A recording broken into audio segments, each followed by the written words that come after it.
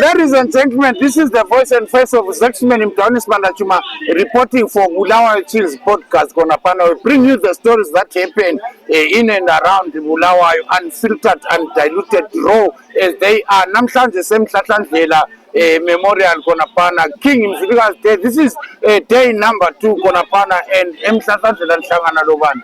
Khumalo zinyetheni Khumalo Yena ina mthuni zinyetheni Khumalo umagaba qha kumathonsa qaqinga ngezimhlaka ulandile inkosi kayiqedwa bese sithi uzaqhubeka ngazo awuqhubeke ngazo sibona ayiqedwe inkosi Konapana uthini abantu babuyile ngobunengi khanyela ubona uyababona abantu babuyile ngobunengi kodwa besifisa ukuthi ngabe baba abanengi kwedlula lokho abantu bonke laba mngani wami abantu bonke laba isizwe esikhulu lesi isizwe samandebele sikhulu and I'm sure lani liyazibonela zihlobo zami Konapana right amazwi ngathanda ukutshela abangabuyanga lapha yiwaphi lapha senza isintu sakithi silonda amasiko asipolitiki so wonke umuntu kwamukelekile Ngiyabonga Konapana sihlobo sami yathi Mtauni Spandachuma reporting for Bulawayo Chills podcast Konapana signing off there chat ngibongile mngani wami. Alright.